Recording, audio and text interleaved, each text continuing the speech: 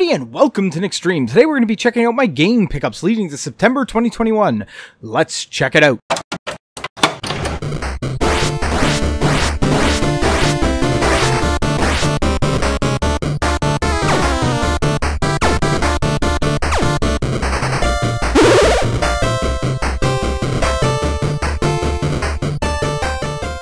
Hello everybody, welcome back. If you haven't already, hit the subscribe button down below and let's get into these pickups. Okay, getting into pickups, we're going to do what we usually do. We're going to go new to old, like we always do.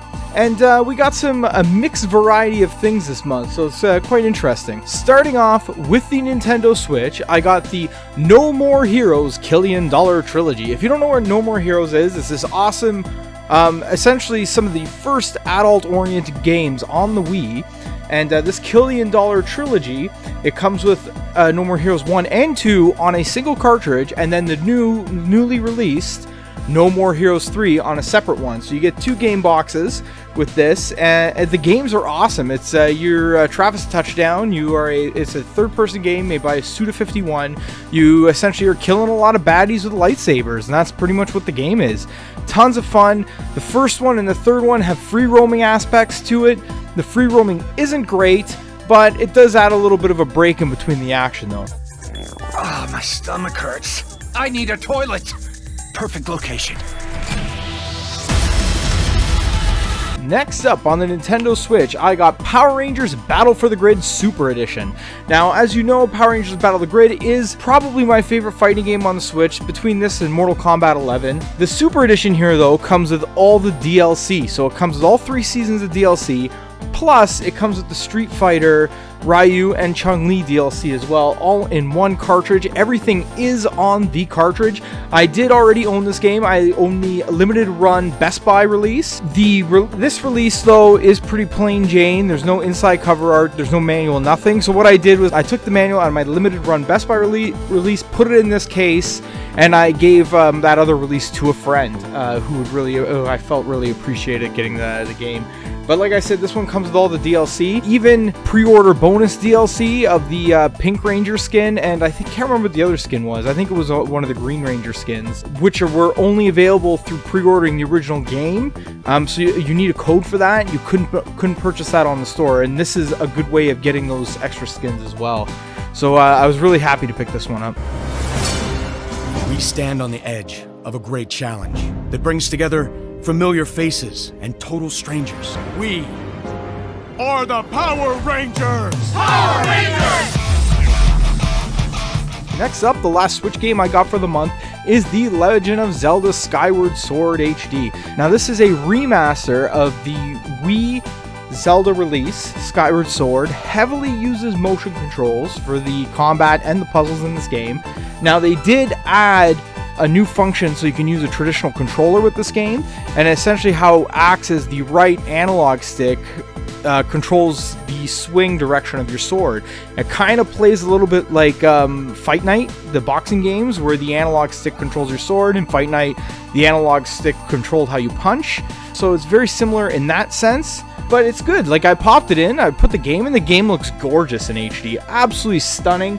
Now, this is probably my least favorite 3D Zelda game because it didn't really feel like you were going on an adventure. It felt more like you were getting dropped into corridors and you just work your way to the end of the corridor. So it didn't really feel like open world like it should, especially the whole idea is that you're flying around on a bird. But it's still a fun game. The temples are great, the bosses are fun, so it's a good game either way. Next up, moving on to the PlayStation 1, I got Tony Hawk's Pro Skater.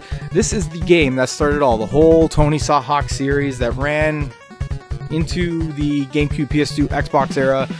After that, all the games kind of suck. My favorite games in this series are the Tony Hawk Underground games, especially the second one is hilarious. It's got all the guys from Jackass in it. Now, this one is still great. It's the greatest hits version, which I'm cool with. I don't mind getting the greatest hits or anything like that with these. Most of my PlayStation games are greatest hits versions. It just happens those are the ones I find. But yeah, awesome skateboarding game.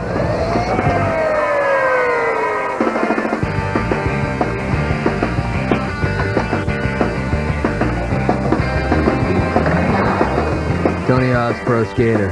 Now everyone thinks they can skate like Tony. Next up, I got Jet Moto 2. This is an arcade-style racing game where you ride a rocket bike. I wanted to pick this up because I used to have on the PC a game called a Rocket Jockey, and it was essentially like this. It was a racing game on a rocket bike, but that one had a cool feature where you could shoot like a grappling hook with a wire on it into walls, and you can like clothesline players and stuff with it. I don't know if that's available, if something like that happens in this one, or if this is just rocket bike racing. Either way, this game looks like a lot of fun. I've been meaning to check it out for a while. Hey, lady! Come on, hit the gas! You're killing me out here! Jet Moto 2. More tracks, more control, more speed. Take advantage of it. And turn off the blinker! Next up, I got a Sega Saturn game, and that is Iron Man Exo Manowar in heavy metal. This is a cool game. It's a side-scroller game where you play as Iron Man or this character they made up for this game called Exo Manowar. You get to choose at the game select screen which one you want to play as. It is pre-rendered 3D graphics, and it's a side-scroller, so it looks like kind of like Donkey Kong Country, that style of graphics, but it's kind of cool because it uses the foreground and the background for different actions, so you can like shoot your laser beams out of your hands and things in the background wall to activate things. So it's a pretty fun game. The controls feel good. It feels like it's a pretty good game. It's always cool to get a Sega Saturn game because they're hard to get at a decent price, so I got this one pretty cheap and I was happy about that.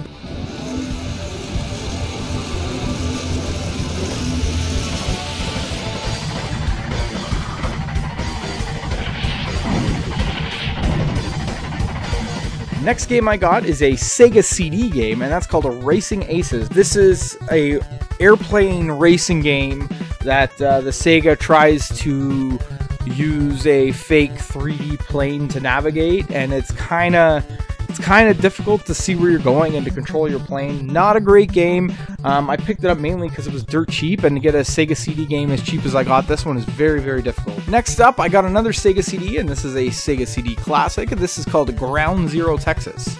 Now, what Ground Zero Texas is, it's another FMV Sega CD game. There are a ton of these. This one takes place in a post-apocalyptic Texas, and it's kind of got like the video screen moving aspect like in Night Trap or Double Switch, but it's like a light gun game. But I don't think this game actually uses a light gun. I think you have to use like a cursor with your D-pad and move it around to shoot the enemies. It's kind of funny because like every time you go to shoot an enemy with the cursor, it does like a pause because it's got to load up the death animation of the character you're shooting, so it's kind of silly, and it's very slow paced because of that. But essentially you can switch through the screens and see different stuff going on in different parts of the town.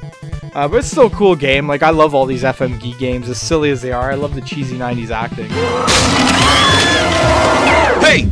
Do you really have to watch the rest of this stupid movie to see how it's gonna end? Here, take control. Those aliens are masters of disguise. You got the firepower, use it! Not your typical video game, huh? You call that shooting? Better pay attention. Those aliens can look like anybody. Your brother, sister, anybody. Hungry? Ground Zero Texas, only on Sega CD. Next up, I got a Sega Genesis classic, and that is Space Harrier 2.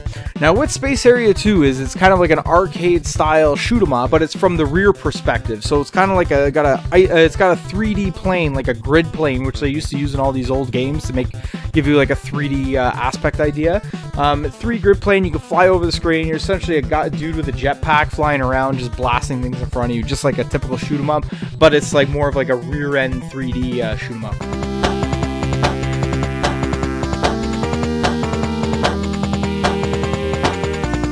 Last pickup for September that I got is Solstice on the NES. Now, what Solstice is, it's a isometric NES game where you go from panel to panel, solving puzzles to continue.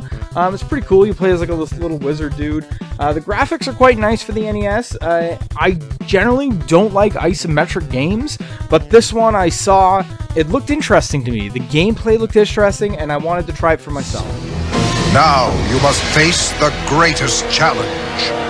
Solstice.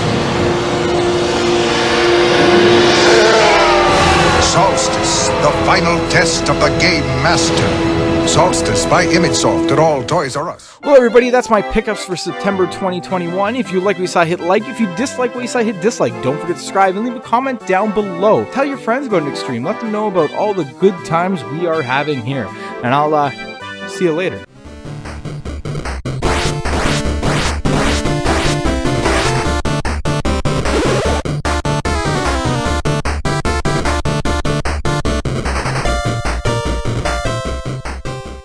Test, test, test, test, test.